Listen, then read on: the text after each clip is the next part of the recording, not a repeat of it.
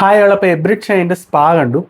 ഇതിന് മുന്നുള്ള action hero ബിജുവിൻ്റെ അകത്ത് A day in A police officers life അതായിരുന്നു സബ്ജക്റ്റ്.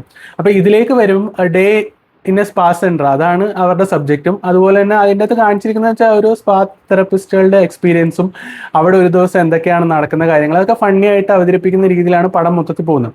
അപ്പം സ്റ്റാർട്ട് നല്ലതായിരുന്നു. ഫസ്റ്റ് ഹാഫ് ഒക്കെ വരെ കുറേ കോമഡിയും കാര്യങ്ങളൊക്കെ ഉണ്ടായിരുന്നു. നല്ല എന്ന് വെച്ചാൽ നല്ല ഫണ്ണി മൊമെന്റ്സും കാര്യങ്ങളൊക്കെ ഉണ്ടായിരുന്നു.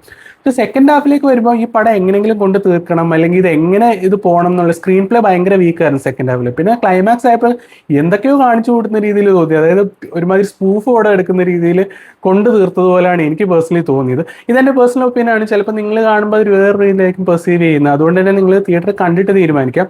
കണ്ടന്റ് നല്ല റെലവൻ്റ് ആയിരുന്നു. അവർ പറയാൻ ഉദ്ദേശിച്ച മെസ്സേജും കാര്യങ്ങളും ഒക്കെ കൺവേ ആയിട്ടുണ്ട്. പക്ഷെ എന്നിരുന്നാൽ കൂടി മൊത്തത്തിൽ പടം നോക്കി കഴിയുമ്പോൾ നമുക്കൊരു ഇമോഷണൽ കണക്ട് സെക്കൻഡ് ഹാഫിൽ തരുന്നില്ല. അപ്പോൾ അതുകൊണ്ട് തന്നെ എനിക്ക് പേഴ്സണലി ഇത് ജസ്റ്റ് ഒരു ഓക്കേഷ് വാച്ചബിൾ എന്നല്ലാതെ നല്ലൊരു പടം എന്ന് പറയാനായിട്ട് തോന്നുന്നില്ല സെക്കൻഡ് ഹാഫ് കണ്ടു കഴിഞ്ഞപ്പോൾ. പക്ഷേ ഓരോരുത്തരുടെ ഒപ്പീനിയൻ വരെയാണ്. നിങ്ങളിത് തിയേറ്ററിൽ കാണുക, എന്നിട്ട് നിങ്ങളുടെ എക്സ്പീരിയൻസ് പറയാം.